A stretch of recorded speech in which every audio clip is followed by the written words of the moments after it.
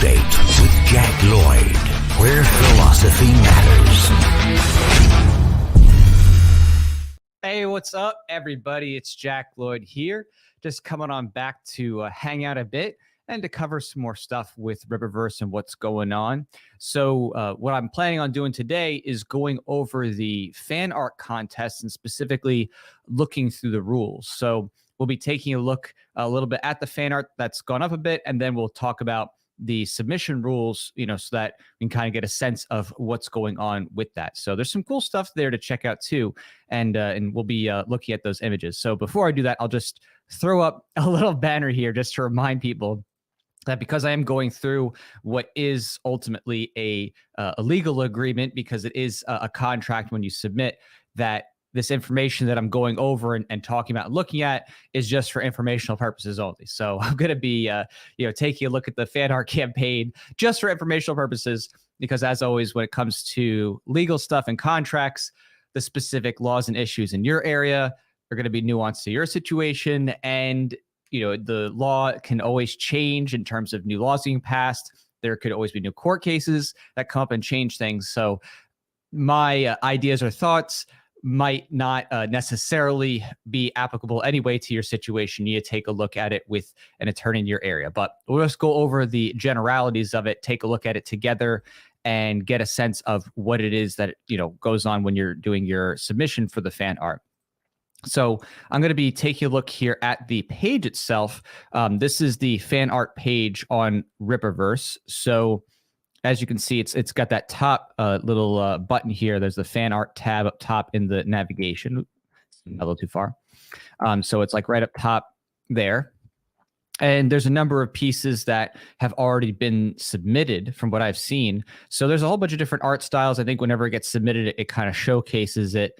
So as you can see here, there's a lot of different styles, obviously. There's some more, you could say, realistic versions. There's some more cartoonish versions. There's some in-betweens. There's some people who are clearly more new to drawing, not as talented in their proportions. And there's some people who are clearly, more talented in terms of their work, or maybe they've had more experience.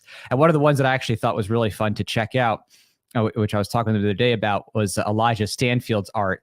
So Elijah is an artist for Tuttle Twins. So he threw in a piece in the competition there with what looks like isom in a special iteration holding up a cow walking through a flood. So I thought that was kind of fun.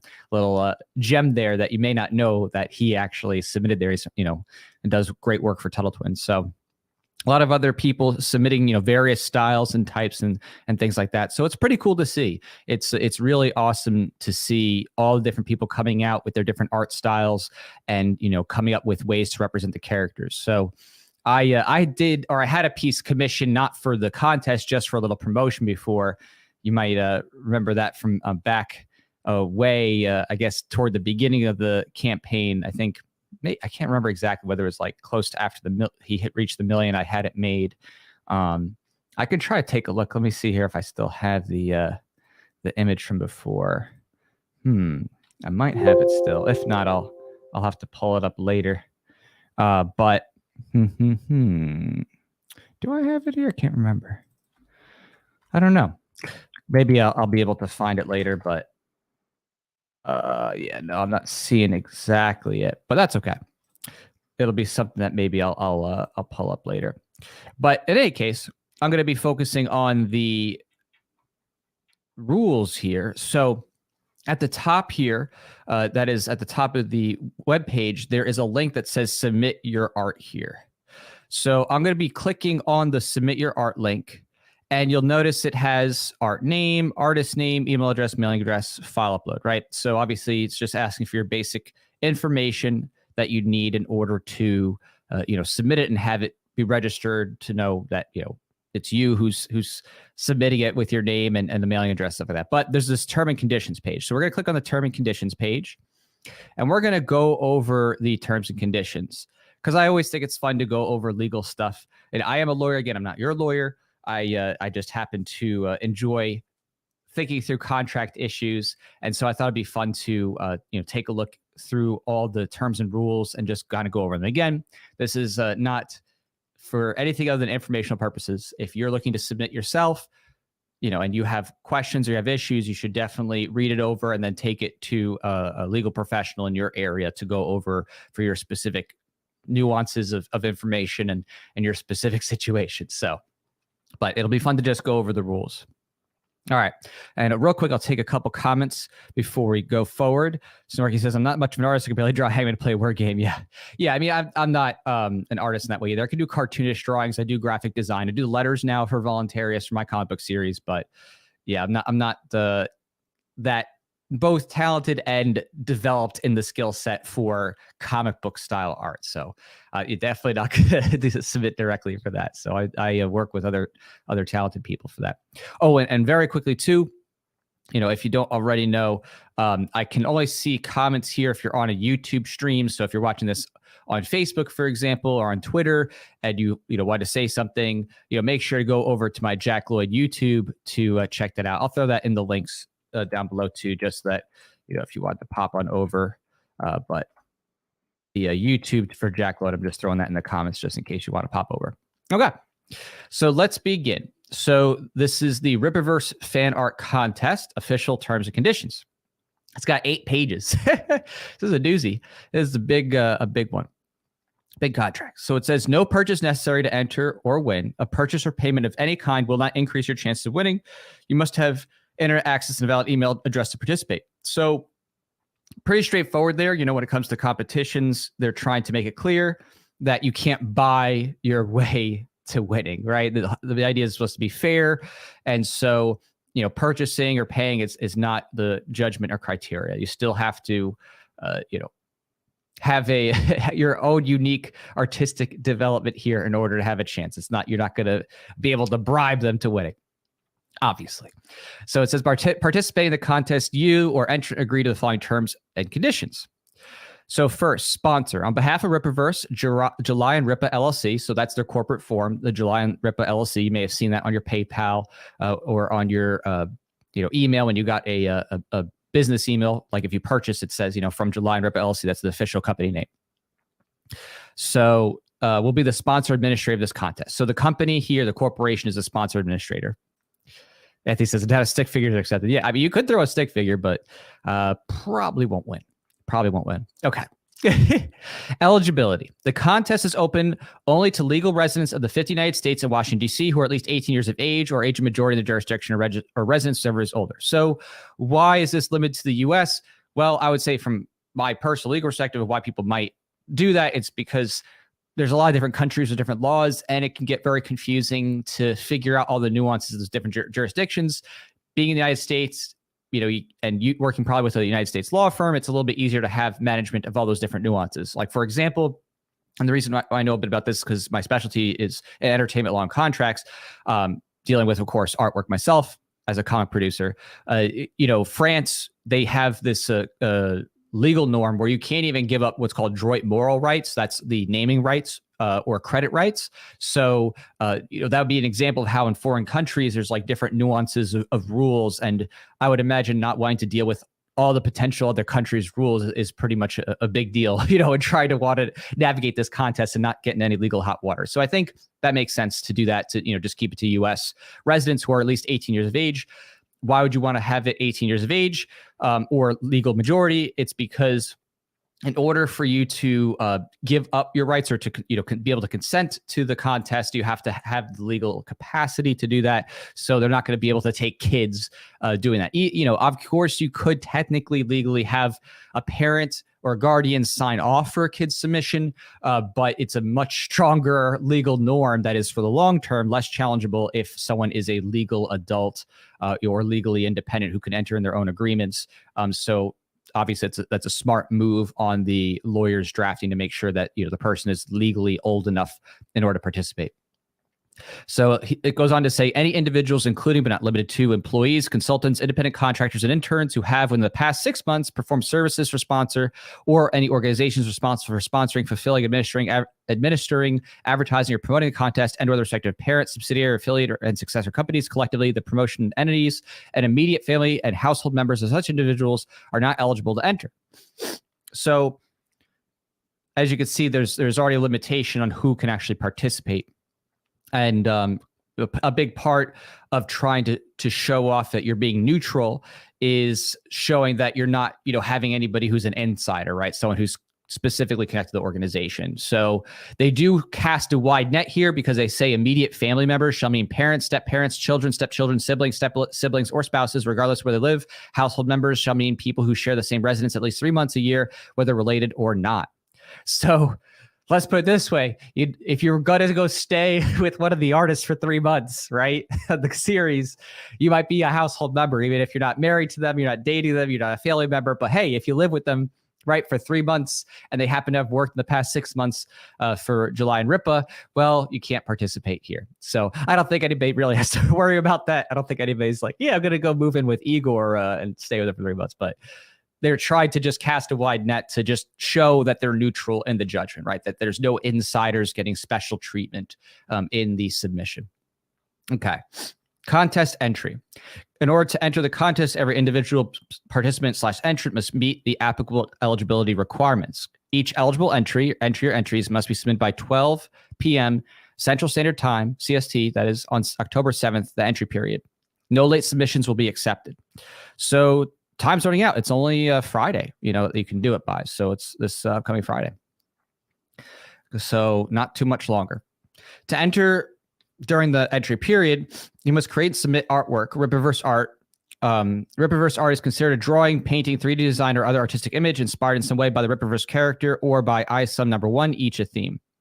So important to note here is that the submission has to be something that is something that's more of a, you can say, impression of image that you can submit, right? So they're not really looking, I would say, for a physical character like a 3D clay mold or something. They want something that you can basically take a picture of and upload it, kind of thing. And it has to be of a Rippaverse character or something from the isom 1 comic, which makes sense because this is a fan art contest. So obviously you're doing fan art, which means you're doing a drawing of the character. Of these characters that exist within the Rippaverse. It says, if anyone other than you assists in development or creation of the entry, you must obtain their prior consent. In particular, you must make them aware that they, A, will be included in the entry with the understanding that you will submit the entry as a contest entry, B, make them aware that they and their entry will be governed by these terms, and C, include the person's name and place of residence in conjunction with the submission entry. If they are minors in the jurisdiction residence, the consent must be provided by their parent / legal guardian. Which I think that's kind of a weird framing. I don't know that I would have written it that way. I would have, if I was writing this, I would have written it as they must also consent to this expressly. They actually must also sign onto the terms.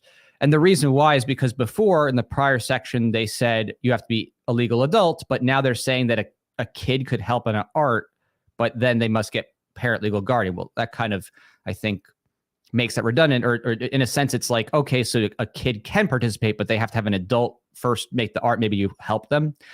I think I would have just made it more express from the beginning. Either they should just keep it no minors, or they would have parent legal guardian must also sign on, kind of thing. But to me, I would say the risk there is just, I would personally want to make sure that anybody who's on that artwork has a release, because you have a lot of legal issues that come up there, right? If you have somebody else who has a creative contribution, whether it's a colorist, letterer, penciler, whatever, if there's someone's doing some art element to it, they're going to have a copyright part within the piece. And so you would want to get a release for that.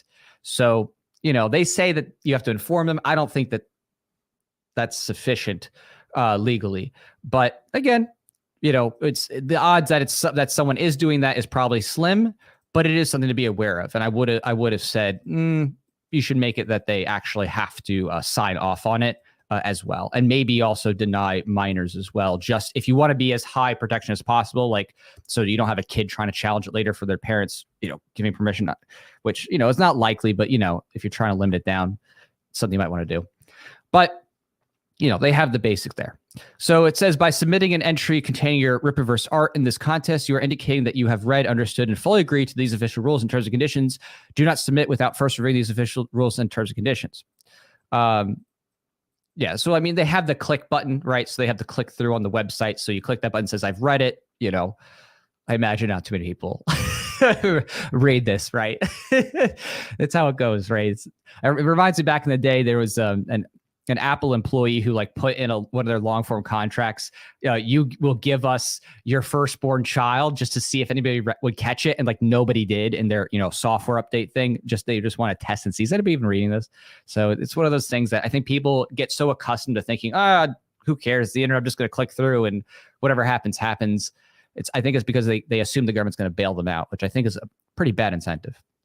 Anyway, so for Rippaverse IP, aka intellectual property, which doesn't ethically exist within voluntary norms. But obviously, when you're doing a contest like this, you need to be very careful because status norms still apply. And you need to make sure that you don't get into hot water where you get sued. And they win. So it says, entrant acknowledges and agrees that any characters, concepts, designs, storylines, text, drawings, and any other creative works, including but not limited to any works appearing in the Rippaverse website, books, videos, images, otherwise any public or non-public work of authorship from which any entry is derived. So even derivative works, even derivative of what you submit for the Rippaverse IP is the sole and exclusive property of sponsor. Okay, so this is important to note because what this is saying that when you submit whatever you're submitting,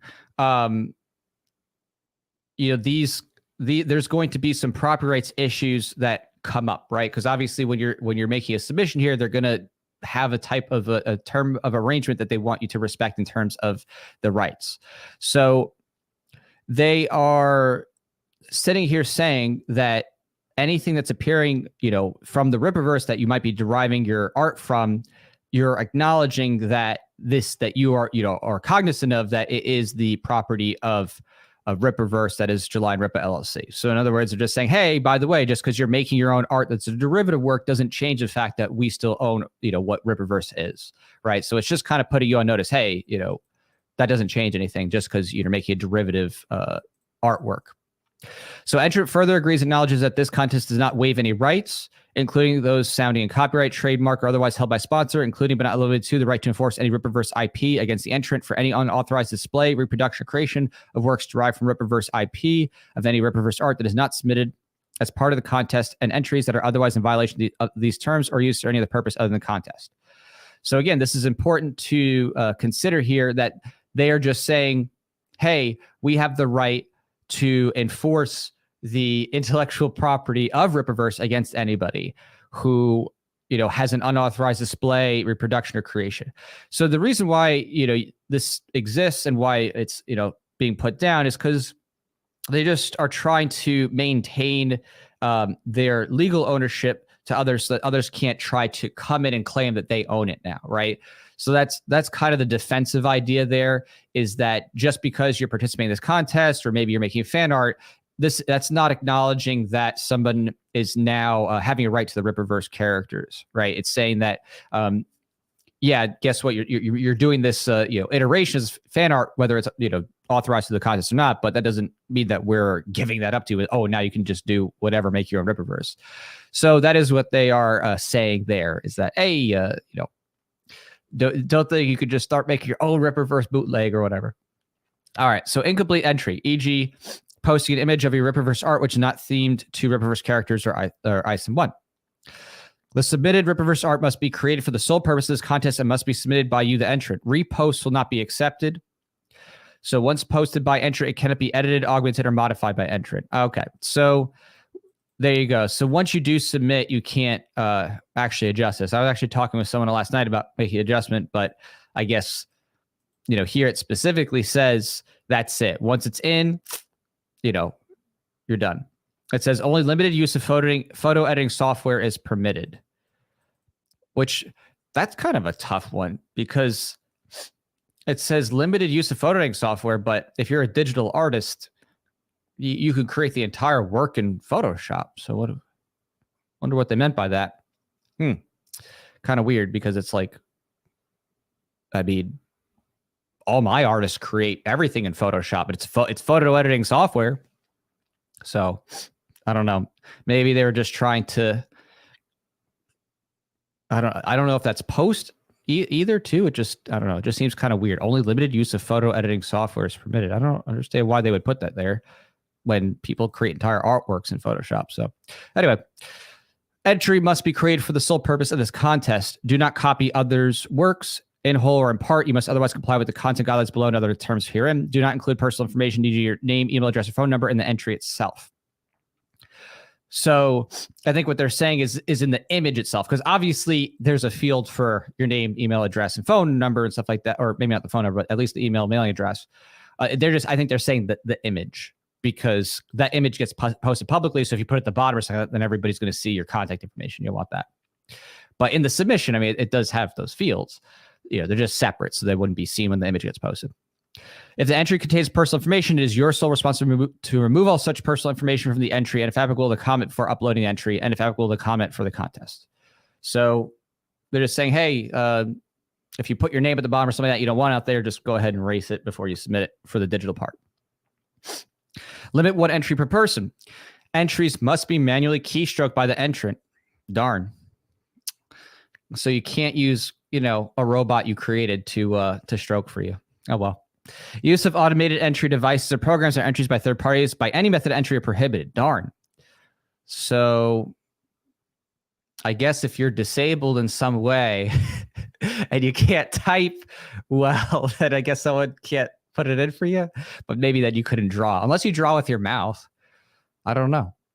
That would be it. That's quite the interesting. I always love thinking of all like the legal loopholes of issues that could come up, right? Someone's like drawing with their, the artwork with their mouth because they can't use their hands and like, I can't do the keystrokes. Please, someone type it for me. Probably not going to happen, but funny. All right. Entries that do not conform to or that violate these official rules and terms and conditions or are submitted in any manner other than stated in these official rules and terms and conditions will be disqualified. So obviously, follow the rules or you're out. Sponsor will not be responsible for late, lost, incomplete, or misdirected entries or for technological network programming or electronic error, failure, malfunction of any kind, including the operation of the functionality of the Rippaverse website that prevents sponsor from accessing and properly viewing posted entries. So basically, hey, it ain't our fault if our system's down or your system's down. It is what it is. You get what you get. If it goes through, it goes through. If it doesn't, too bad. Proof of submitting an entry does not constitute proof of receipt or entry into the contest. So just because you took a screenshot at the end doesn't mean that they got it, right? They're saying, hey, we have to actually see it on our end. Or receipt of an entry may be acknowledged. This does not constitute any representation of eligibility for the contest, nor is it otherwise binding upon sponsors. So in other words, they're saying, hey, we can get your entry, but that doesn't mean we have to accept it still. We can still take a look at it and say, no, we're not, you're not included. All entries must be submitted via the Rippaverse website in their entirety prior to the conclusion of the entry period. By entering this contest, entrant agrees to the official rules and terms and conditions and the decisions of the sponsor, which are binding and final in all matters related to this contest. By submitting an entry, entrant gives permission and warrants and represents that the entrant has obtained all rights necessary to give such permission and grant the license herein described, including from the third-party artist, writer, photographer, and other persons involved in the creation and development of the entry as applicable to sponsor and its designees. So here's where it said to come to have 8-page rules for a simple contest part. I mean, I don't know that it's sad that you need 8 pages. It's just true. You really have to think through all these legal issues because if you don't think through all the legal issues and you don't cover your butt, you can open yourself up to some serious stuff. So I actually think it's better to have more because the more detail you have, the less likely you can possibly point to anything that's confusing or problematic because you could show no, this is specifically covered. So it's a good idea to have well thought out contracts. And this one is so far overall is pretty well thought out. I mean, there's a couple rooms for improvement I would put in there, but overall pretty good. So it says entrant hereby grants sponsor. Oh, I should go back real quick because it says you warrant and represent. So when you are warranting that you're giving this permission, you are actually saying, hey, I am legally holding myself responsible that these permissions and rights are, held within the person that I have the ability to do these things. So you're saying I will be held liable essentially that this is factually true. So that's a big deal, right? You're saying, hey, yes, I have all the rights and permissions to do this. I will be legally responsible if that's false. So entrant hereby grants sponsor as its designees a royalty-free. So royalty-free means that no matter what they use it for, they don't owe you any money. Right. So royalty free means, hey, if we use your artwork as an advertisement to sell books or to promote anything, you're not going to get any remuneration. You're not going to get any money from that. right? So that's what royalty-free means. Irrevocable. So irrevocable means that this license you're giving, that you're about to give, cannot be taken back. Once it's given, they have it forever. They have it, ongoing, and it'll say here perpetual, so in perpetuity, so going on forever. Worldwide. I always like worldwide because I always think we're on the edge where it's like, what about if you use Rippaverse on the moon? Do they have rights on the moon now? Because it's only worldwide. That's why I kind of think that maybe the best word is universal, because that way, if you end up using the artwork like on Saturn in the future, then at least you're covered, universal instead of worldwide. But, worldwide will probably cover it. Worldwide, universe-wide, I don't know. I think universe-wide is a little bit more safe, right? Unless you're gonna be like, I'm gonna go to another galaxy and start making Rippaverse comics. All right, sub-licensable. So in other words, sub-licensable means they can actually go ahead and license their license to others. So they can go ahead and say, yeah, we have this license to use this, and we can also give others the right to use it too. Non-exclusive license. This is actually good. Non-exclusive meaning that the creator, at least at this point in the contract, I think it might change later, but at this point in the contract, you can give a license to somebody else too, right? So Rippaverse is getting a license, but you could also give it to somebody else for whatever reason. It says to use entry, photo, name, likeness, and all other information about the entry contained in the entry, as well as the right to use the entry, photo, name, likeness, and all other information about any other persons involved in the creation and the development of the entry as applicable on any media. So again, anything you're submitting, they can use however they wish. So if you send a picture of yourself with it, they can, post it anywhere, use it in advertisement, no remuneration, no payment necessary. And that involves the other persons involved in the creation on any media. So there's any media meeting. It could be on movies, it could be on shirts, it could be in music, whatever. Through any means now known or hereafter devised, including without limitation the World Wide Web, and to otherwise use entrant's photo, image, name, likeness, and all other information about entrant or other persons in the entry, and make derivative works therefrom. So they can even, when it's licensed, they can use your artwork to make new artworks from it. So in other words, if it inspires something like, we'll make something new out of it, they have that right too. So they can make derivative works therefrom and use an entrance entry without compensation in accordance, and that's where the royalty-free was. So it is redundant to say it there, but that's what lawyers do. They just want to throw it in 5 different ways of framing so that it's clear you're not getting paid, right? In accordance with the requirements of this contest and the advertising, promotion, and publicity of the contest, sponsor and its designees, products, services, and otherwise as stated in these official rules and terms and conditions as solely determined by sponsor as its designees. So again, they're just solely determined here. They're just saying, hey, we get to decide how this stuff's used, right? No matter what, they get to decide how your artwork, how your image is used, your name, your likeness in the promotion of this contest, whatever they want to use it for. They could sub-license it out to somebody else to use it, and it's done without payment to you. So they can use it for whatever, which is a smart move to do, right? As a corporation, and you're trying to protect yourself for whatever may come up, you want to make sure that no one's going to come and be able to successfully sue you and say, hey, I saw that you used my picture, my contest in an advertisement on Facebook. I want to be paid for that, right? They don't want someone to be able to come and start, suing them over those things. So yeah, smart move by their lawyers. The lawyers did a wise thing to make that clear that, hey, we get to use this for whatever we need. So entry requirements, limitations, and guidelines. Follow the instructions below to create your entry. Entry should adhere to all specifications, including these terms. Any entry that fails to meet the specification of these terms may be disqualified as determined by sponsor in its sole discretion. So again, only that is July and Rippa, are the ones who get to determine whether something is qualifying. All entries must be received during the entry period.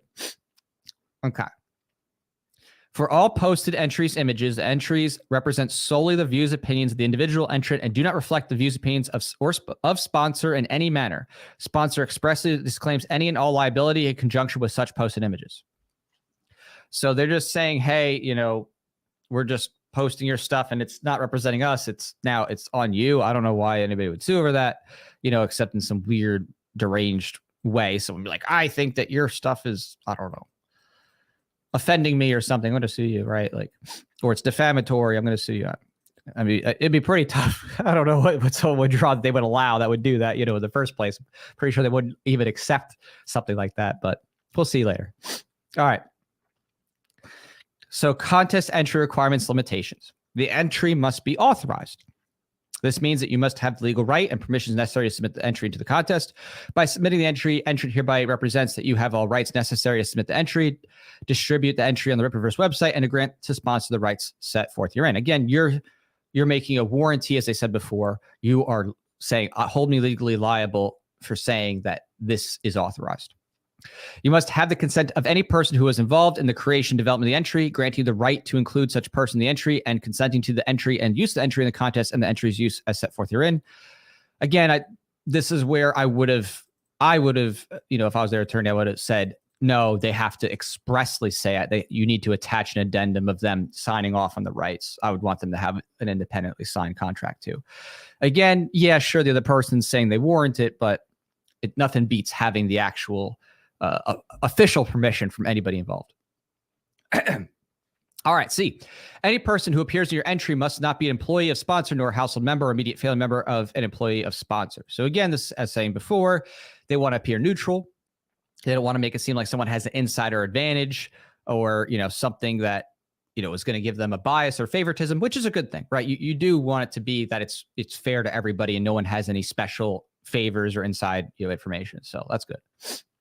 With the exception of any Rippaverse IP, the entry must be your original work and must not infringe the copyright, trademark, privacy, publicity, or any other intellectual property right of any person or entity. So again, if you were to submit a picture with isom fighting Batman or Superman, they're not going to accept that, right? It's that because you'd be pretty much violating some form of copyright and or trademark in some way of Superman, Batman with as respect to DC Comics. So you got to keep it to the Rippaverse isom stuff. Don't be sending it in like Yaira versus Invincible or something, right? You just don't want to do that. It should be something neutral, something that deals with the comic book characters in Rippaverse to be safe.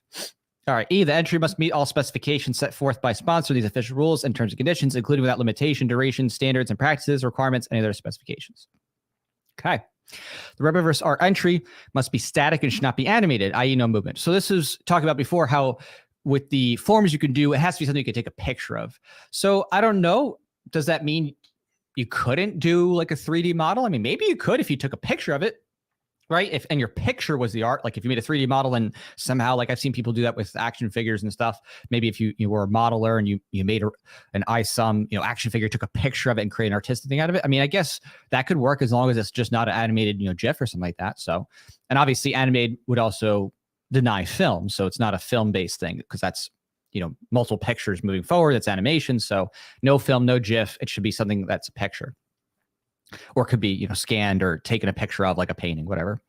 All right. The entry must be suitable for public presentation. Entry must not contain any inappropriate content, including but not limited to material that is or promotes activities that are abusive, harassing, threatening, or invasion of a right of privacy of another person, bigoted, hateful, racially offensive. What's racially offensive?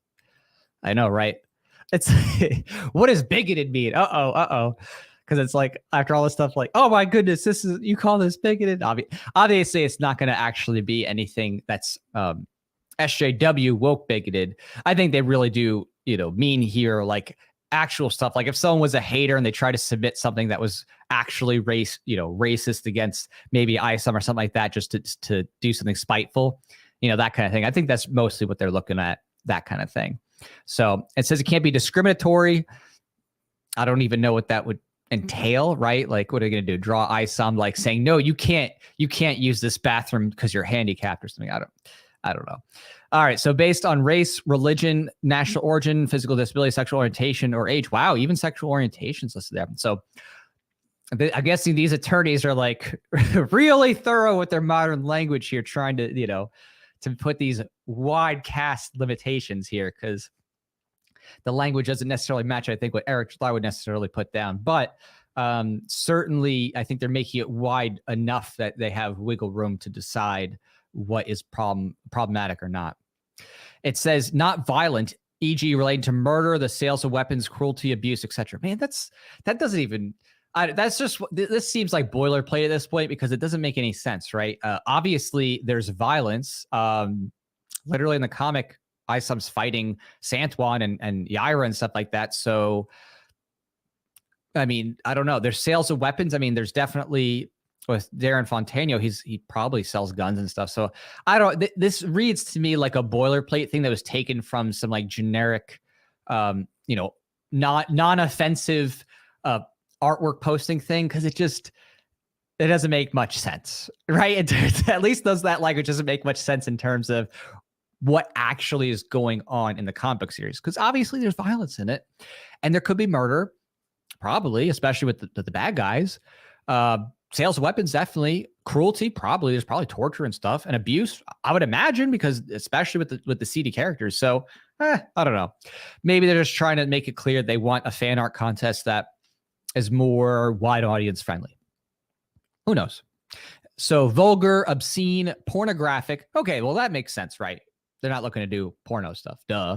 I don't know what vulgar counts as, but pornographic at least a little bit more clear.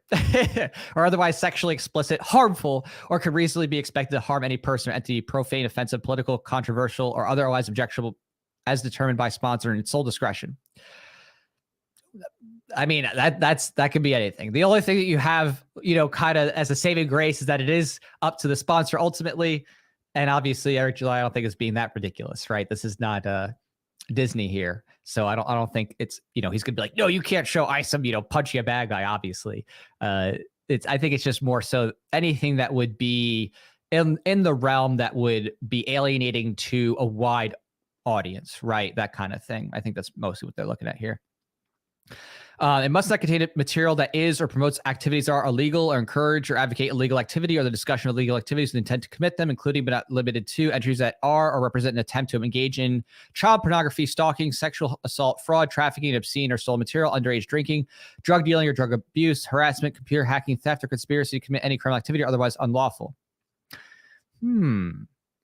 So, I mean, generally speaking, obviously, I would think that the art itself is not really, at least, a representative attempt to engage in those things necessarily, but I would imagine that it's technically possible to draw some of the bad guys doing some of these things, because they clearly do things like at least assault, fraud, maybe drug dealing or drug abuse, considering Darren Fontano's work, maybe. So I don't know. It's one of those things. Again, it looks just like boilerplate language. Realistically, I don't think it would be as like worst case scenario with all this stuff, because as you see in the art already, there's obviously violent actions. There's, fighting stuff. So it's more just they're covering their butts to say, hey, nothing here should be necessarily illegal or promoting illegal stuff, because they just don't want to get in trouble as being like, oh, you were part of a conspiracy, like a literal legal conspiracy in criminal law to commit some type of legal activity. So CYA, baby, that's what it's called. That's CYA. All right. So you represent warrant that as in the first section, you are the sole and exclusive owner of the entry. And oh, that's interesting. So you're warranting that you're exclusive owner of the entry, right? Which actually now legally means that if you were to work with another person on this, right, you have to actually get the rights from them, right? So if you're warranting that you're the sole owner, that means that if let's just say you're a penciler and you worked with a colorist, then you have to actually get the rights from them expressly, because you're now warranting that you're the exclusive owner of the entry. So, okay, now that means you definitely have to get a contract with the other person who's working on it. If you're the penciler and you work with a colorist, well, you got to get it for them. And it says, you have the full and exclusive right, power, and authority to submit the entry to sponsor upon the terms and conditions set forth herein.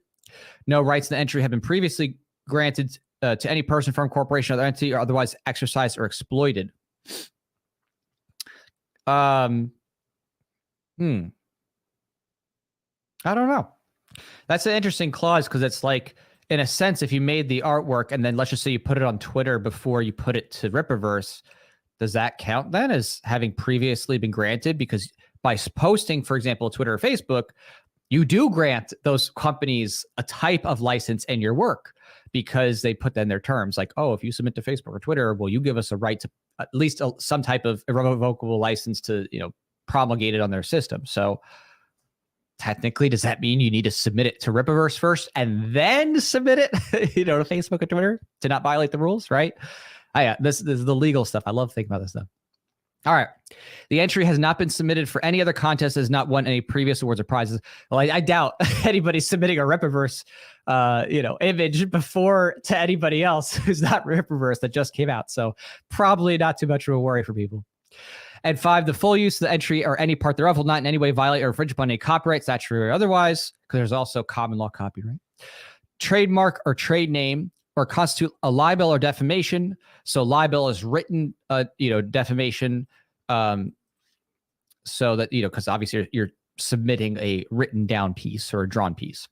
So, or defamation or an invasion of rights of privacy or publicity of, or otherwise violate or infringe upon any other personal property or other rights of any person, firm, corporation, or other entity subject to sponsor to any cost or liability of any kind of nature whatsoever. Hey, wait a second.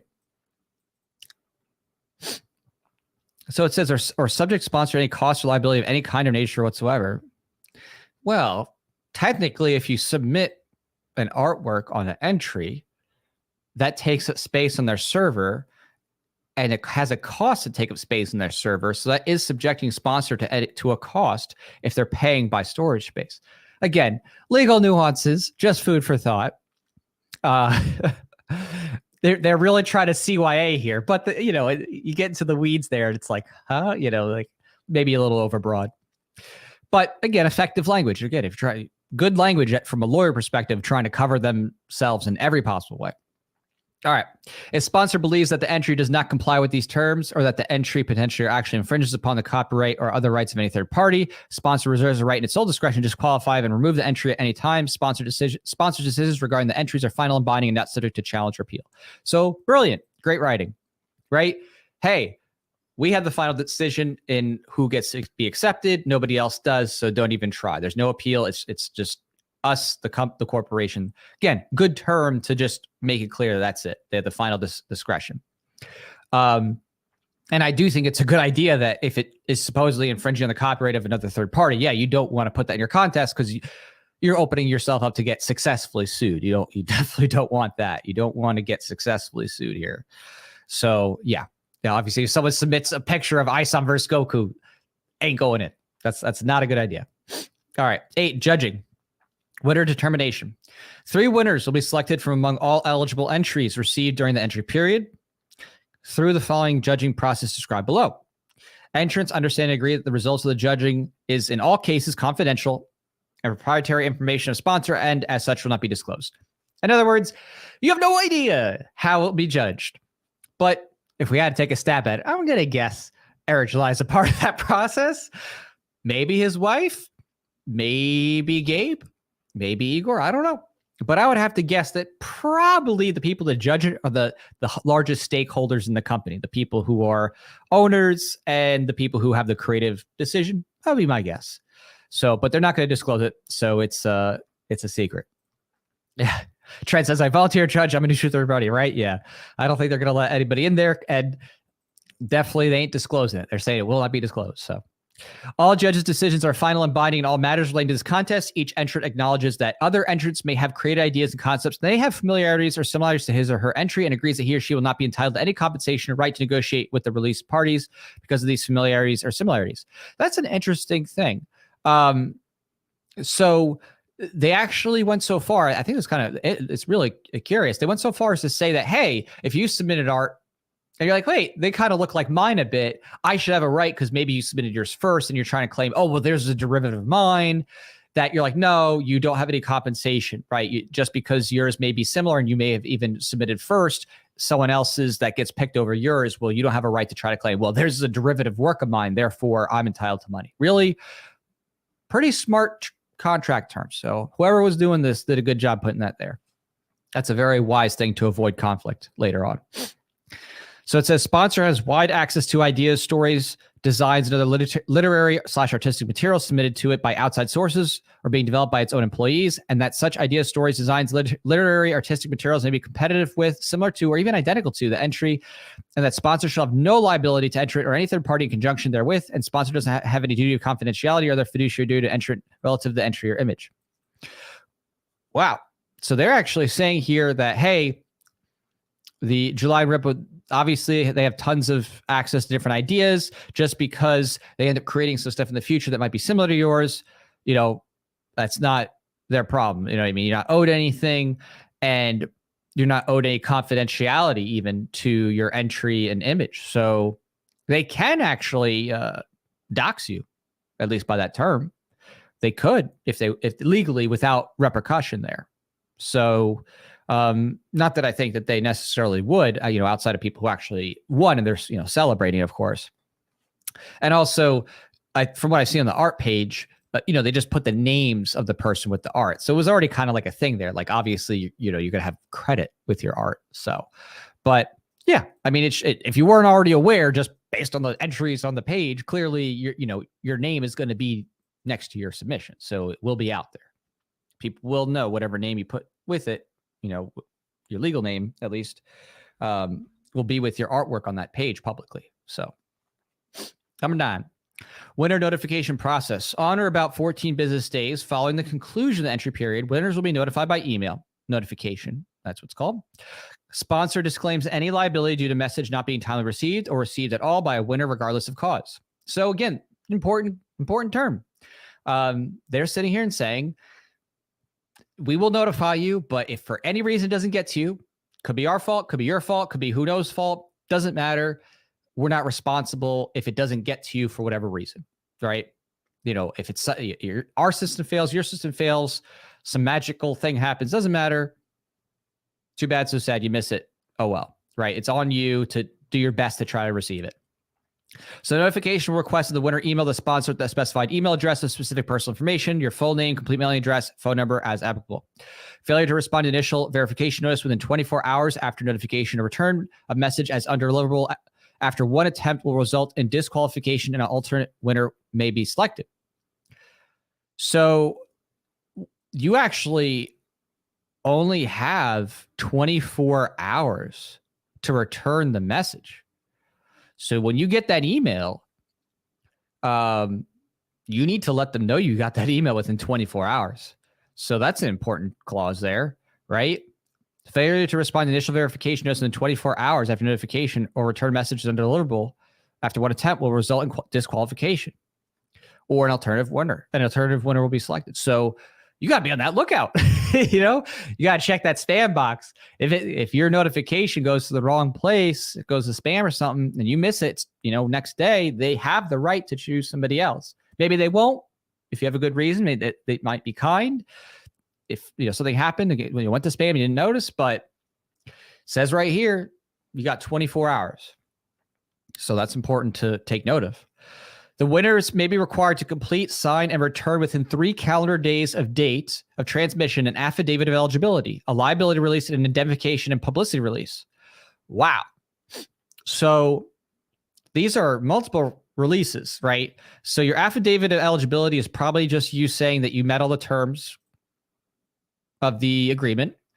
Liability release is going to be probably something even more expressly saying that you're going to hold them harmless, like you're basically saying that if someone tries to sue Eric July, or you could say July and Rippa LLC, that you're going to be standing in their place. And indemnification, right? That's what the indemnification part of that liability release and indemnification is. So, that's a serious legal agreement. And it's important to recognize that that's going to be something that will come up. And publicity release. So obviously, again, another specific thing about, hey, we're going to be promoting possibly your work, your name, maybe a photo of you. So they're going to have express publicity release, it looks like, to ensure that they can use your image, your artwork, and possibly yourself in the promotion. So any individuals other than appearing in entry must also complete a liability release and publicity release within the same time frame. So it seems to me like at this point in the contract, now that we're reading this, it seems like they had these kind of standard terms of agreement, but then they're going a step further and saying, okay, well, if we actually select you, then we're going to get another confirmation that you're releasing all this stuff and having it on an individual level. So this is definitely more so what you'd want at that point. So it's just important to note that, hey, if you get selected as a winner, you got 24 hours to to let them know, okay, I got your notification, and then you're going to have to be ready to sign some other agreements in order to actually fully participate and claim your prize. So just be aware of that there's stuff to still do, right? Just because you submit it and click the I have agreed doesn't end there. There's stuff you're going to have to be aware to do. DCC says, I could not enter this as US only, but all good. I drew another fan art on Voluntarist on DeviantArt.com. Still drawing isom. Oh, cool. I'll definitely throw that link on down. I'd love to see it. Well, maybe we'll check that out after we finish reading through the fan art contest. Okay. So important stuff. I am actually kind of glad that I am going over this, because anybody who's listening to this and, maybe is about to do a submission or is thinking about doing a submission, hearing through this might help them just be aware of what to expect and to not miss out on important notifications, and just be aware, oh, okay, I got to stay on top of this. So that is important. At the sole discretion of the sponsor, disqualification and the selection of alternate winner may result from any of the following without limitation. A, potential winner's failure to respond to notification within 24 hours after its transmission. B, the return of a notification is undeliverable after one attempt. C, potential winner's failure to execute and return the affidavit and participant releases, and if applicable, within 3 calendar days of date of transmission. Potential winner's failure to provide sponsor with satisfactory proof of eligibility. And E, any other non-compliance with these rules. So there you go. You have right there that you can be disqualified for any of those reasons, right? You got to respond 24 hours. When they send you the agreements you have to sign, you got to send those back within 3 days, 3 calendar days. So 3 calendar days means including weekends, right? So they send it to you on a Friday, right? You might have to have it to them by Monday potentially, because it's not business days. Business days, Monday through Friday, weekends aren't included, but 3 calendar days means weekends included typically. So just be aware of that. And if whatever you send them does not meet up with what they need to prove that you're of legal age, that you have the rights to it, then you could be disqualified. So it's just important to recognize you got to have those ducks in a row and return it timely. In the event of a dispute as to the identity of a winner based on the email address, the associated entry will be declared. Wait, what? Oh, okay. The associated entry will be declared made by the authorized account holder of the email address used to enter the contest. For purposes of these terms, authorized account holder is defined as the natural person who is assigned to an email address by an internet access provider, online service provider, or other organization, e.g. business, educational, institutional, that is responsible for assigning email addresses for the domain associated with the submitted email address. Okay, so I guess they're just simply saying if someone tries to claim that someone is the winner and they're not, maybe, just for the sake of, I guess, avoiding fraud, they're trying to say that, okay, well, we're going to just go based on the email, right? So whoever sent that email is the person that we're going to associate.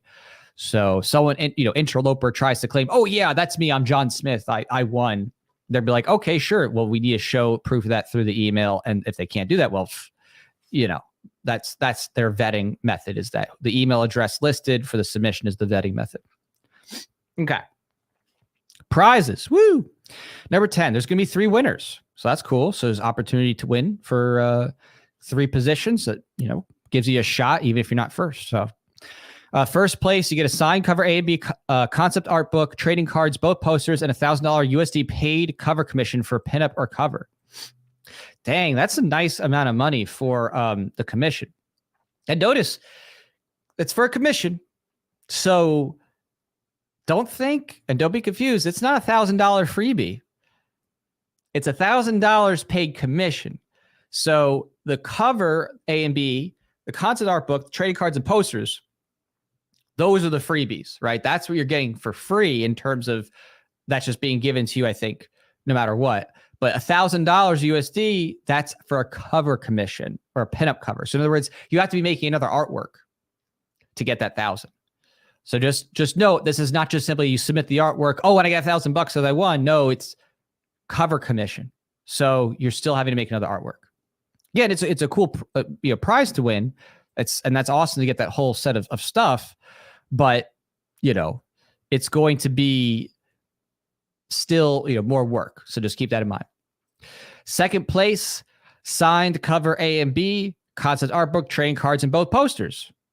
Well, that sounds like a win to me, right? That's no extra work. Second place, and you get all the stuff. Sounds pretty good. And plus, if you already own one of those, right, you could probably sell it on eBay and actually make money, right? If you didn't need a second set. Now we're talking.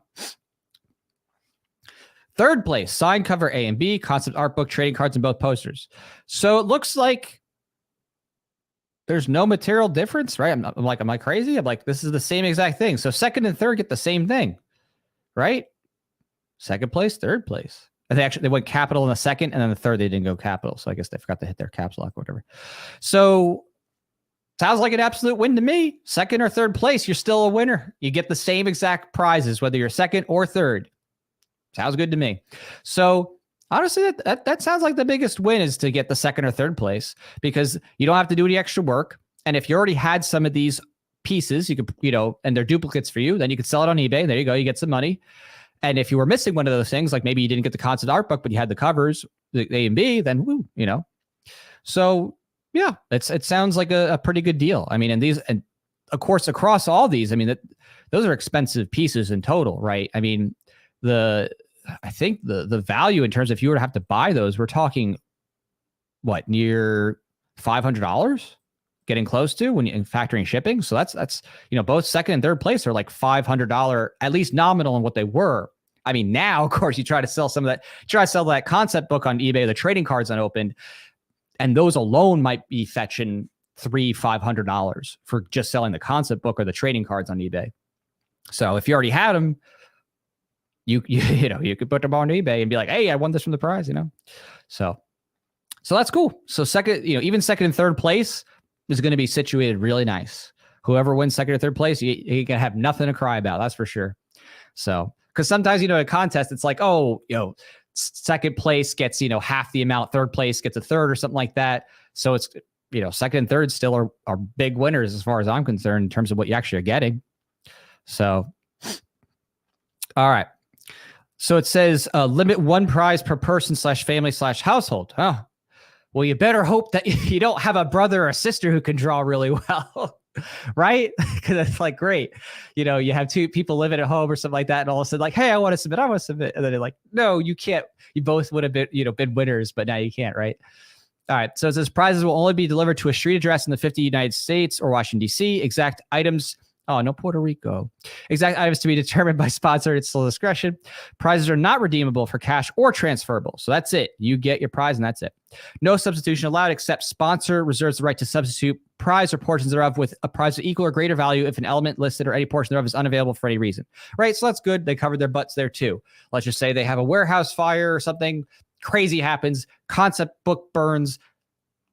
There's no more concept book, right? That's it. They had their one copy because it was only 2,000 printed and it's over. Well, at least now they could substitute in the value of the book or something like that financially or make something else special for you. At least, they're not like, oh, we're going to try to find someone to sell us back one of our books or something, right? So all prizes will be awarded provided a sufficient number of eligible entries are received for such entry period. So pretty clear they have enough entries. There's definitely more than 3 entries. So all federal, state, local, and other taxes are the sole responsibility of each winner. Aww. So that's right. Taxation is theft, but you still are responsible for your taxes, which is always a problem, right? And they show that in game shows. Very often, one of the funny things in game shows is that someone will win a prize like a car or something like that, and then they can't afford the car because they can't afford the taxes on the car. Because legally speaking, in that realm, when you win that prize, you have to pay the taxes on that value of it, right? So technically, the value of those items you might have to pay taxes on potentially, unless you're snaky. But yeah, so it's your responsibility. They're not dealing with any of that nonsense. You have to deal with it. So again, smart, put it on the person who's the winner. All right. Conditions and limitations of liability.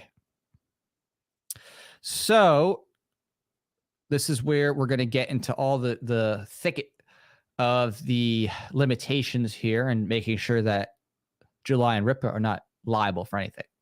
Because, yeah, they don't want to be liable for anything. They want to stay focused making comic books, not getting sued. Makes sense. So by participating in this contest, entrant agrees to release and hold harmless sponsor. So hold harmless means, hey, you'll legally stand in the way of July and Rippa getting sued if someone sues as relates to your specific entry. So someone's like, hey, this person, I don't know how, but the background has a character I created and we're going to sue you, Rippaverse. Well, now the person who submitted the entry is being sued instead. That July and Rippa LLC will be able to substitute in them, legally speaking. So, as well as each of their respective officers, directors, employees, agents, and representatives, and each of their respective successors, representatives, and signs collectively the release party. So they're basically like, hey, everybody who's involved in the Rippaverse, yeah, you're releasing them too. So all of us are held free from any and all actions, claims, injury, loss, or damage arising in any manner, directly or indirectly, from participation in this contest and or acceptance, receipt, possession, or use, misuse of any prize. So again, they are CYAing. They're covering their booties. They're saying, if anybody tries to sue us for any reason, at anything coming out of this contest and your submission, stuff like that, and your prizes, nope. You're dealing with it, not us. So by entering, entrants also authorize a sponsor and its designees to use his or her entry name, voice, likeness, photograph, prize information for applicable biographical data, and city and state residents in programming, advertising, and or promotional materials on a winner's list if applicable without compensation to the extent permitted by law. So again, as I said before, you send a picture of yourself. They use your likeness, I guess. Maybe they draw a picture of you, do whatever. They're good. If they promote it, if they use it out there, they can do it. They can just, you're saying, hey, if I'm a part of this, you get to use my art, my image, my likeness and stuff in promotion of this contest and promotion of the winners and promotion of anything else actually that they want to do, pretty much without compensation. So sponsor is not obligated to use any of the above mentioned information materials, but may do so and may edit such information materials at sponsor's sole discretion without obligation or compensation. All federal, state, and local laws and regulations apply. All entries become property of the sponsor. So again, be extra clear here. When you make a submission, the rights are going to July and Rippa LLC. They're getting the intellectual property rights in legal terms here, right? And you're holding them harmless. You're indemnifying them. You're saying any issues or problems that arise out of this because of my participation, my stuff, I'm going to have to face that legally, not you guys. Again, typical for any type of contest. So this is not special or unique. It's, it's pretty typical that people want to cover their butts. And they don't want to have to deal with problems. So again, it just comes with the territory of having this type of creative works contest where you want to make sure you don't have any legal liability issues come up that will affect the company in the process. So makes sense. It's typical, probably low risk, but it is still a risk. It is always something you have to be aware of whenever you're signing. So winner's submission of an entry to the contest constitutes the grant of an unconditional right to sponsor and assigns to photograph, film, or otherwise capture the fulfillment of a prize fulfillment film. So this is fascinating because it says they have an unconditional right to photograph, film, or capture the fulfillment of a prize, and sponsors shall have the unconditional right to reproduce, distribute, display, exhibit, translate, broadcast, stream, synchronize, and with visual material, modify, amend, create derivative works, and otherwise use and permit others to use the fulfillment film throughout the universe in all media now known or hereafter devised in all languages and in all versions in perpetuity without compensation except where prohibited by law. So they're saying essentially, hey, if we drive up in a Rippaverse van, right, and we come to your house, kind of like one of those old, the back in the day, back in the 90s, late 90s, early 2000s, even I think till where they, there was that clearinghouse prize winners and they drive up to people's houses and be like, you were in a sweepstakes for this mailing thing and then you'd win and they'd come to your door and knock, be like, and they have a big check like you won, right? They're essentially saying, hey, we can come to your door pretty much in your home and shoot a film, photograph you getting your stuff.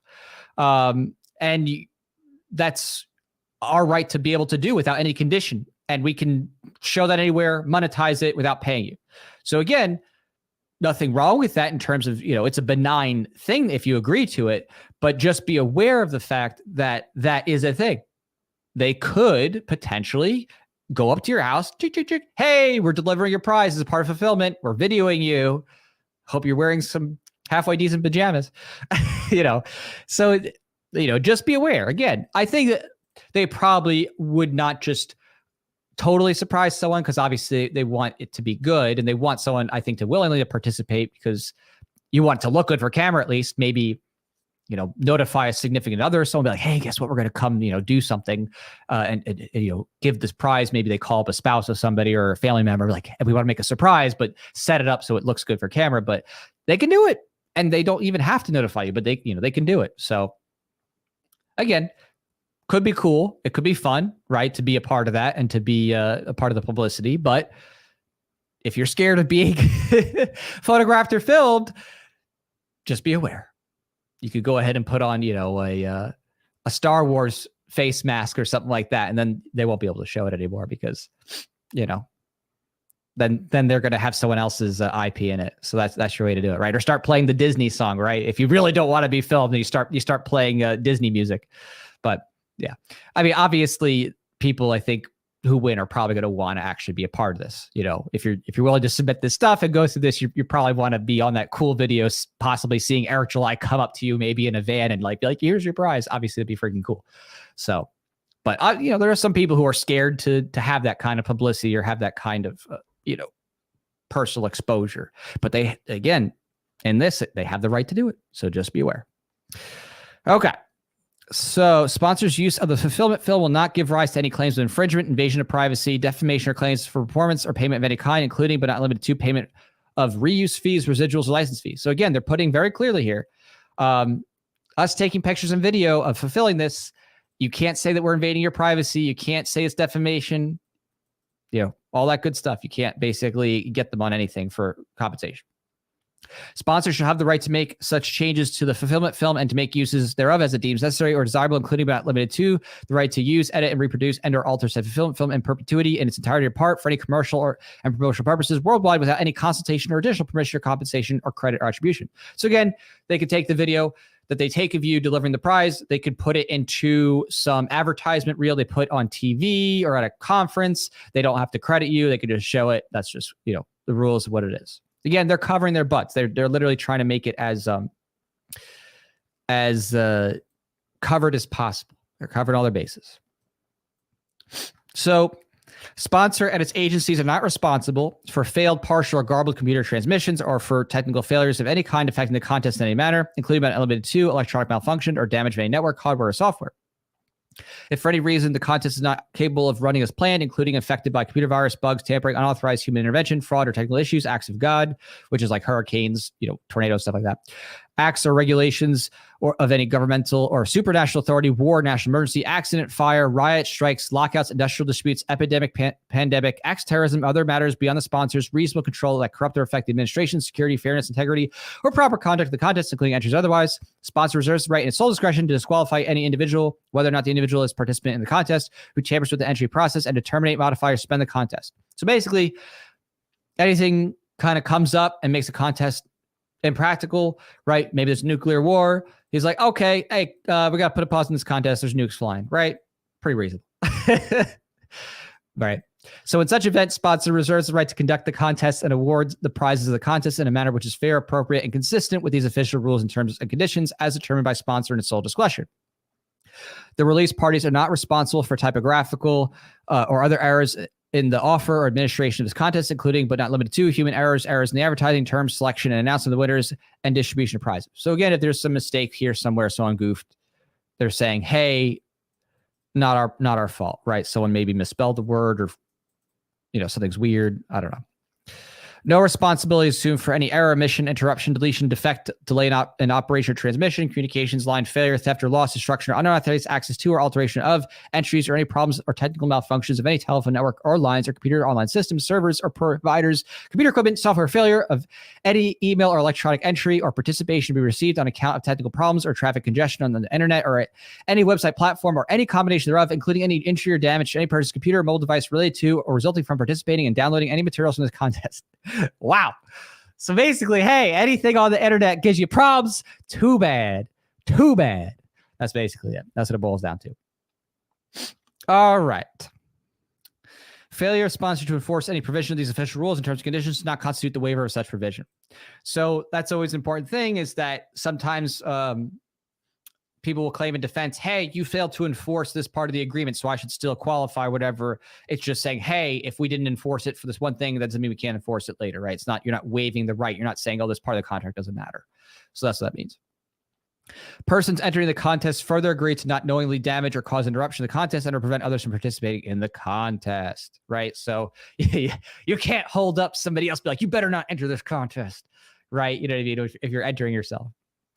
Caution, any attempt to damage any online service, website, or platform or undermine the legitimate operation of the contest violates criminal or civil laws. If such an attempt is made, sponsor may disqualify any person, whether or not the individual is a participant in the contest, making such attempt and seek damages to the full extent of law. So, that's just basically saying, hey, obviously, if you're doing something illegal or criminal in terms of disrupting the website, the contest, they're going to go after you, but obs. All right, 12, disputes.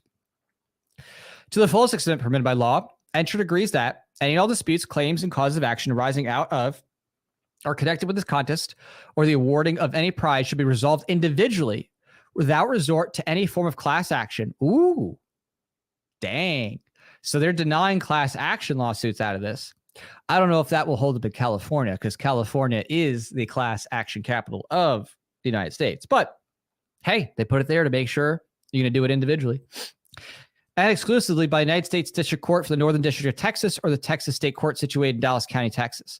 So in other words, they're saying this is called choice of jurisdiction. They're saying that they are going to have this dispute, if there is a dispute legally, in the area that Eric July is in, those specific courts.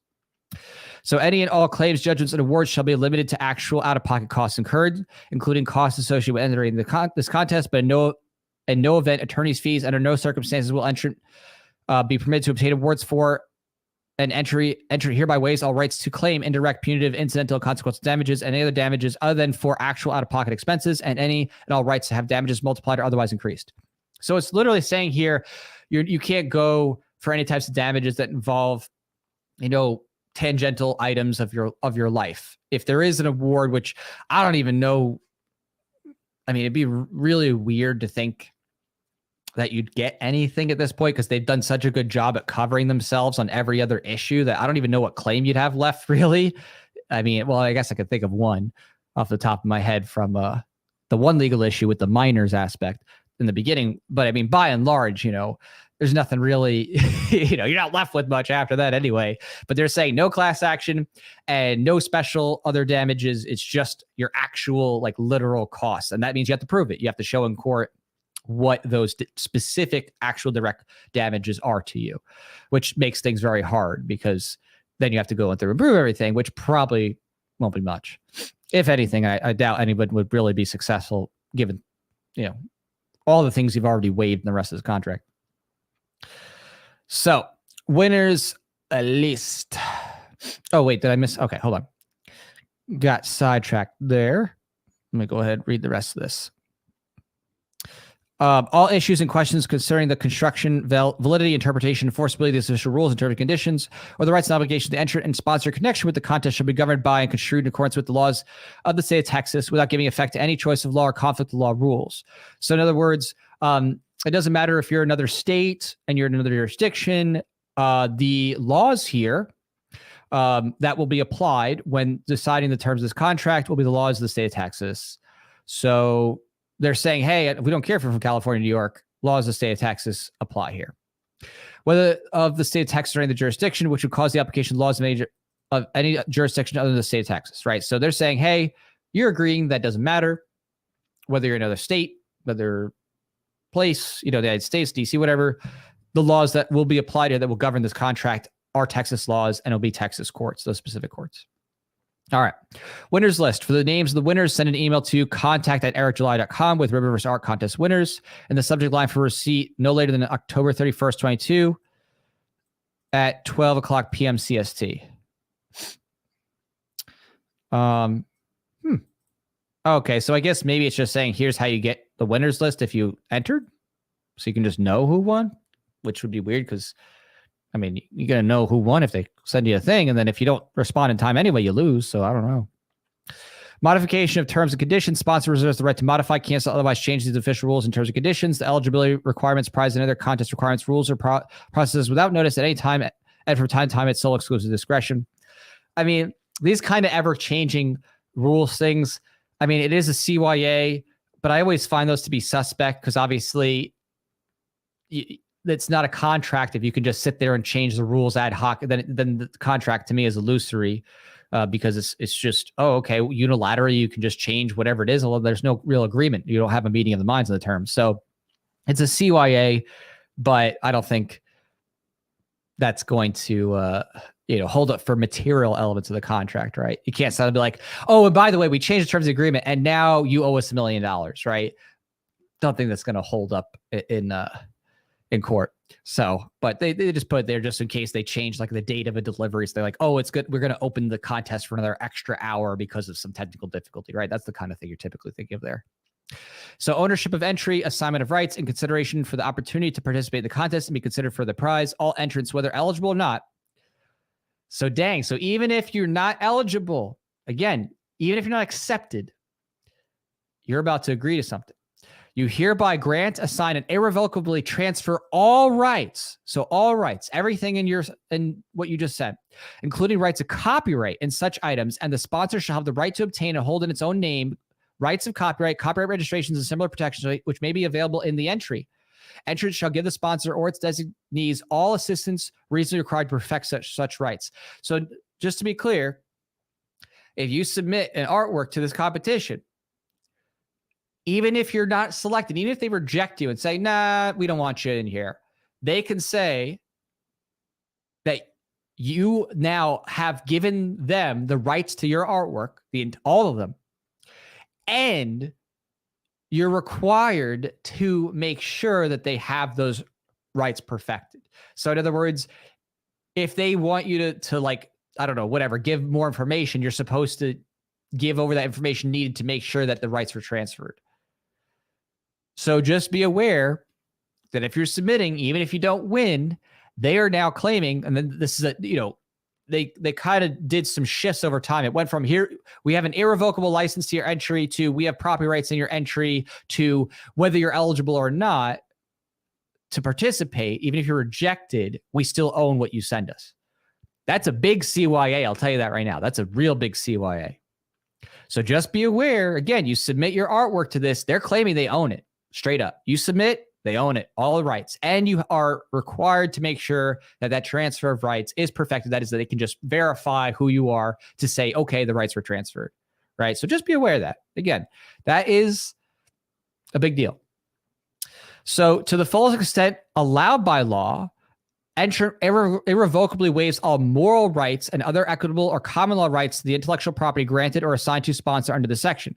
So moral rights, the specific meaning there, I talked about this before with what's called droit moral. And this is the idea that you get credit for the work no matter what, right? So let's just say you're an artist and someone posts your work, you're working for a company. You might still have to say, oh, artwork or pencils or colors by this person, right? Well, moral rights, if you have that right taken, then someone could claim that they are the artist. So for example, I do this, of course, with all my contracts because I want to cover my butt too. I have droit moral in all my agreements, which means that I could technically claim that I drew the comics. Like I could say that. I don't, because obviously I don't draw the comics. I'm not, I don't need to like fake that or anything like that. But I have the ability to just use the comics in any way I want, or the artwork in any way I want, without having to give credit in every little thing. Because I don't want to have to give credit in every little thing. Because sometimes I'm just trying to make an art piece or make something novel. I'm not looking to have like words and everything. I don't, I want to be able to actually do it without, any restrictions. So again, they're literally saying, you submit, we get all the rights to it. You have to help us make sure we get the rights to it, and you don't even get credit for it, right? So that's, again, be aware. You submit it, you may not even have to get credit for it. They can take your artwork, use it for promotions, monetize it, you get nothing, and they don't even have to claim that you made it, that you drew it. They can say, yep, we drew it. They could. I don't necessarily think they would, but they could. So just be aware. It's important to think through these things. So, furthermore, to the fullest extent allowed by law, entrant hereby waives and otherwise assigns to sponsor all right provided under 17 USC 203 with respect to intellectual property granted or assigned to sponsor under this section. So, I do just want to pull it up real quick. 17 Code Section 203, termination of transfers and license granted by the author. So it says conditions of termination in the case of any work other than a work made for hire. The exclusive or non-exclusive grant or transfer or license of copyright or any other right under copyright executed by the author on or after January 1st, 1978, otherwise than by will, is subject to the termination of the following conditions. So basically, it's just saying here that this is when someone's rights are, to a work is given up, right? When it's terminated based on, it could be death, could be inheritance, could be someone just giving it to public domain, that kind of thing. So that's just what it's talking about there. So all the rights that could happen under there, again, will be given to sponsor two. So if you die, we still getting it. So if for any reason, including incapacity, sponsor is unable to secure entrance signature on any document needed to apply for, perfect, or otherwise acquire title to intellectual property rights granted to it under the section, or to enforce such rights, entrant hereby designates the sponsor as entrant's attorney in fact and agent, solely and exclusively to act for and on entrant's behalf to execute and file such documents with the same legal force and effect as if executed by entrant and for no other purpose. So they want to make sure they have the rights to this so much that even if for some reason you're not able to comply with it, maybe you died, right? You died in between your submission. Maybe you're just like, I don't want to do this anymore. I'm not going to help you. I'm mad. You don't want to give me credit or something like that. They have in here, they're saying that they have the legal right to act as your attorney in fact, to go ahead and sign on your behalf and say, we have all the rights to your artwork and you don't have to credit you. Serious legal stuff. This is some beastly legal stuff here. This is probably one of the most robust releases I have seen, honestly. And I write releases all the time. I'm able to shorten what I do a little bit more succinctly than this because, I'm just doing work for hires and I'm not doing a contest. Typically I'm just purchasing artwork. And so I can just structure it a little bit more succinctly. But this is a beastly agreement. This is literally like they are covering every element of what's going on. So Eric July must have paid a pretty penny for this law firm's contract here. This is serious. This is they're covering everything here, virtually. So 16 says, you understand and agree that all entries and submissions will become the sole property of sponsor and will not be returned to entrant. So again, there's nothing to really return if it's digital, but I don't know. So maybe if somebody made something physical, they mailed it to them. I don't know. It's supposed to be all digital, so I don't get them. Whatever. And all rights to any submission will be retained by sponsor without expectation by any entrant or any other consideration, any restrictions on the use thereof by any entrant. So again, you can't limit the submission, right? Once you submitted, boom, it's out of your hands. And I would say, going from the original where it was just an irrevocable license to by the end, we have all property rights in it, including joint moral. I think those two terms are technically contradictory. I don't know why they wrote it like that, because personally, I think now you're having two different ideas technically competing against each other, the entry being irrevocable license, but then, but no, it's actually a complete property right giving over, including joint moral. So that's contradictory to me. Obviously, I think they're going to end up saying, you gave over everything because that's been repeated twice. And, that'd be, I can't tell you for sure exactly what happened. It's, Texas courts, Texas law. I'm not a Texas lawyer, but I would have said to the attorneys if I was, looking this over, I'd be like, hey, you wrote irrevocable license and then you wrote total property. Just stick to one, either it's going to be irrevocable license or all property rights. And of course, they're going to sit there and say all property rights because they want the biggest transfer. So that they should have just started that off in the beginning. Hey, all property rights, including joint moral. Would have saved a section for sure. You didn't need to do that 3 times. You could have just done it once at the beginning. Hey, all entrants by submitting, you agree that you transfer all property rights in your artwork and the images, likeness, and stuff like that, and joint moral or moral rights to Rippaverse, that is, July and Rippa LLC. I think one clause at the beginning would have solved that. They didn't need to do this 3 times. But again, just shows you they're just really trying to hammer that in home. Okay. So severance, if any provision of these terms is found to be invalid or unenforceable by a court of competent jurisdiction, such provision shall be severed from the remainder of these terms, which will otherwise remain in full force and effect. So this legal clause is the idea that, let's just say a court reviews the agreement and they say, this whatever section no, this violates something. Maybe it's a constitutional rule, maybe it's statutory rule, whatever. Maybe there's something that, again, it's been struck down for whatever reason or violates statutory law in the contract. Well, just because one part of the contract is stricken doesn't mean the rest of the contract goes out the window. That's what the severance clause does, is it says, hey, no matter what, even if a court finds a piece or two out of here to be unenforceable for whatever reason, the rest of the contract still is being upheld. And in some cases, that makes sense to do because you still want the terms to go through. You still want people to be held to the agreement. In some cases, it doesn't. And so lawyers in different cases will say, no, if one part of this doesn't work out, we're out. The contract needs to be null and void. So in this case, they chose the severance. I think that makes sense personally because, again, the whole goal here is to avoid liability. That's the goal of the contest terms, is to make sure that Eric isn't being sued. His company isn't being sued successfully, right? They want to make it as difficult as possible for people to sue them for any reason, any complaint, any issue. They want to make sure, hey, you submit your stuff. You can't come after us and say, oh, you owe us money, or, oh, you didn't treat me right, or whatever. They just want to be able to do the art contest on their own terms, have the final say, and be done with it, which makes total sense. Again, that's completely reasonable to do. But with great comforts of legal protection comes great, takings or severe restriction of terms on what you can do then afterwards. So says here at the end, I think we're at the last section. Yeah. It says, by participating in this contest, you represent that you have read and understand these official rules and terms and conditions and any terms contained on the Rippaverse website, and 2, agree to abide by these terms. If you don't agree to these terms, you may not participate in the contest. Okay. So, yeah, I would say most people don't have the ability to understand the terms of the contest. This is a pretty beastly legal document. And I think, maybe people could understand the general premise idea, like, oh, okay, I guess I'm giving over all the rights or whatever. But there's a lot of legalese in there. There's some legal terms and jargon that, maybe you could probably Google it up, I guess, if you felt like having a day of looking at what indemnification means and moral rights means and stuff like that. You maybe could have Googled it and kind of wrapped your mind around it. But I imagine most people, in the art realm are not too versed on the legal terms and the legal nuances of things. So it was fun. It was a fun thing to go through and to go through the contest.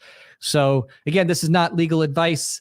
I'm just giving information. I'm just going over it, entertaining myself here with thinking through the terms and the possibilities of things that can happen and things that can come up. Just, because I enjoy looking at those kinds of things. Obviously, I'm big into the art world. Got my own comic series. I'm also a lawyer, so I deal with these things regularly. So it's always a fun time to think about it. So, but for those who are thinking about this seriously for themselves, again, we covered a lot of the different terms that are going on there, and that's stuff that you might want to consider talking to a lawyer about in your respective jurisdiction. Again, if you just are having any type of legal questions, you definitely want to go and seek a lawyer to review that with you, to be sure in your respective jurisdiction, with your specific facts, in your specific life and your specific piece, what the concerns and considerations might be. But at least at a bare minimum, putting everybody on notice, hey, be aware there is clearly a time frame for which you have to submit, a time frame which you have to get back to them with notification, and a limited window to get back the other forms, right? The 3-day window.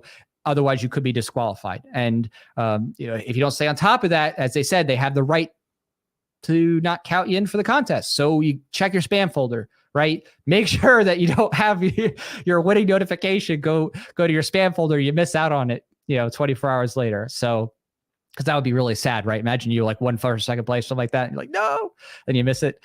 And then be prepared. Of course, you're going to have to sign those agreements. Maybe you'll have to scan them or take a picture or whatever to get it back. I'm not sure if they're using a digital signature form, like PandaDoc or DocuSign or something, but just be aware you might have to be able to scan whatever, take pictures, whatever, to get, your other forms filled out if you're, completing through all the way to the contest's end after you've been selected as a winner. So, but yeah. It's going to be, I think, a lot of fun to see who ends up coming out on top. I think so far, there hasn't been a single art piece that to me stuck out as being absolutely like, oh, this is going to be the winner. Just looking through on the website here at some of these arts, there's definitely a range. There's a range of quality. I think this Crossing Cosmos one right here is kind of interesting. It's not like color accurate, but for each one, I can see different issues come up, whether something's a little bit not proportional in the facial design, or the colors are a little bit off, or just, whatever. There's not as many arts here, I think, that are absolutely top tier, although there's definitely some competitive arts. Like, I think this Phil Burnett art here looks pretty good overall in style, although her face does look a little bit stretched out and stuff like that, but not too bad on the proportions. Some of the ones that are more realistic are interesting. I'm not sure if maybe they're going to possibly pick things based on, categories. Maybe they're going to be like, okay, what's the best, comic book style one? What's the best realism one? And then maybe what's the best, I don't know, maybe someone I think some people did some 3D art and stuff like that. Like I see here, Anthony Lopez, right? He's got something that looks like maybe was a 3D action figure model, which is super cool.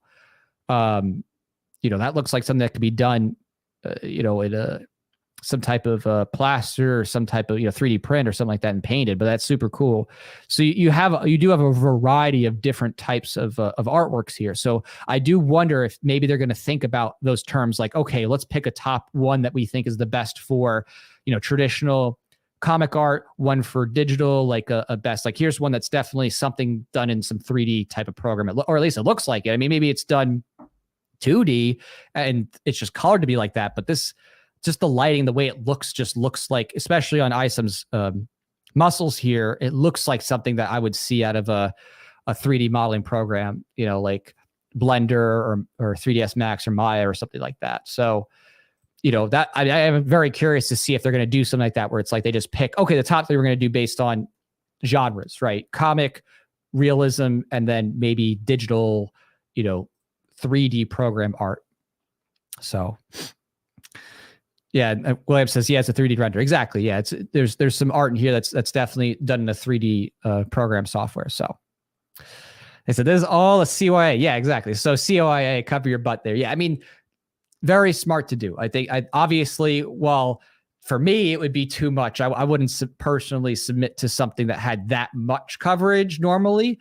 I think that with a contest like this, it doesn't matter as much, just because all you're doing is working within the Rippaverse's creative content anyway, right? You're not, I really don't like art contests where it's like submit a unique logo or character and then we own it all. It's like, what? Like someone's creating, their own unique character or logo or something like that. And then what? The company just gets to take everybody's stuff now and deny you the use of it.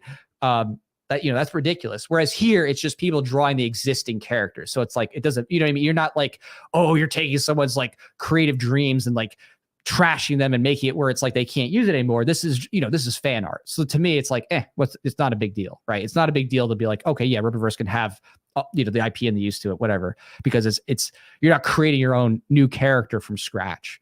This is all based on the artwork from Rippaverse and isom. So that's what I would say is, it's not as big a deal to have those restrictive terms and that broad of delegation of rights where, you're making a derivative thing anyway, right? You're not making a new character that you're going to now lose to a company. So, but yeah, so thanks so much everybody for hanging out and going through this with me. It's been a lot of fun. I'm going to maybe tomorrow, maybe later. I'm not sure. Depends on what my schedule is like today. I am going to do a more in-depth overview of the isom concept art. I want to actually kind of go through that more in depth, kind of like I did with the Dokemon trading cards. I think people really like that because I do recognize that a lot of people were not, it's unfortunate for them they were not able to get their hands on it. I mean, and this is the most limited item from the series, and I understand that some people they're not going to be able to get their hands on this relatively soon. So I thought maybe if I did a more in-depth overview of the book and show people so that they can have a chance to see it, who might not otherwise be able to see it because they can't get their hands on a copy. Unlike the other stuff, there's a lot more copies, obviously, of the isom book. And even the trading cards, while they were limited, there was no limit on the purchasing. So, I just want to give people a chance to be able to, see the actual artwork if they may not get it, a chance otherwise to be able to take a peek inside because they weren't able to pick one up in time. So, but yeah.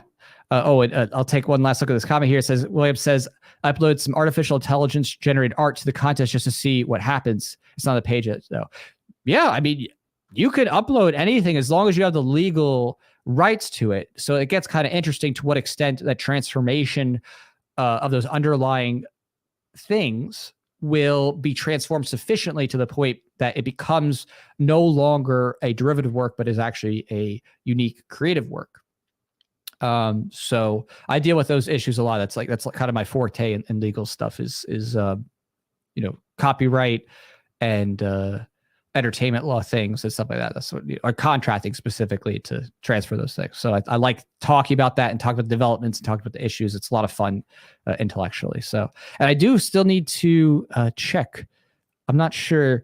DCC said he drew another fan art of Voluntary. So I got to go check. I wonder if I could check that right now. Let me see if that. Let me see if I can find it.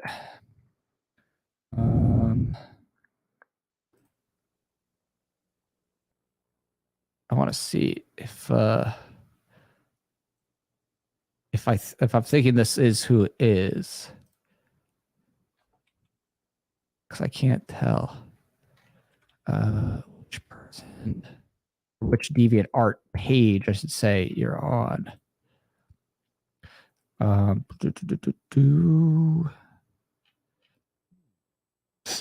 Nope, not that one. No, I thought it was going to be this one person, but I'm not sure if that's the right one. It doesn't look like it. I'm going to try to maybe I'll look up Voltaires. You never know. See if we could find it up, the new one or whatever. Nope. My stuff comes up.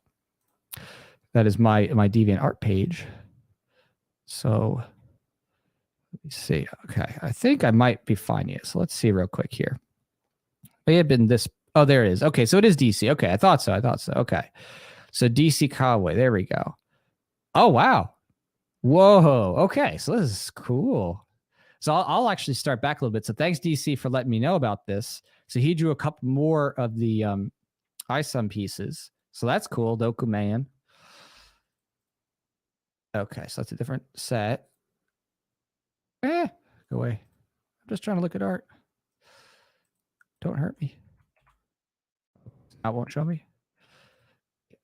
Okay. Well, I'll skip to Voluntarius then because I saw the isoms, but here we go. Hey, look at that. That's super cool. Okay. Well, thank you so much. DC. Well, I guess you're DC. Are you DCC here? Let me see something. Yeah, you're DCC, but then on DeviantArt, you're D Conway. So thank you so much for drawing that Voluntarius art. That's super cool. I'm going to add that to my favorites and share that. So wow, that's a lot of fun. Awesome work. So all right, we're going to be heading on out here. Yeah, have a good one. Got to run. Yeah. Thank you. That's awesome. Thank you. That's super cool, man.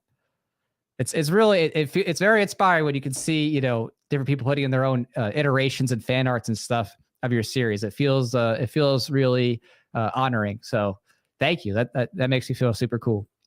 And also I do like the other isom work you've been doing because you put together quite a few pieces.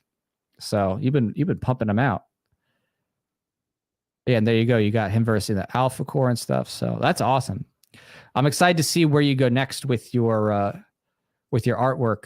As you start to keep developing it and drawing more characters and growing. So okay, everybody, I'm gonna head on out. But I think either again later today or tomorrow I'll go through the concept art book more in depth because again, not as many people were able to get it, so I understand how cool it would be to actually be able to see what's all inside and do a little bit more close-up camera angle thing and really show it off and show what's inside. So all right, take care, everybody. See you later. Zero state.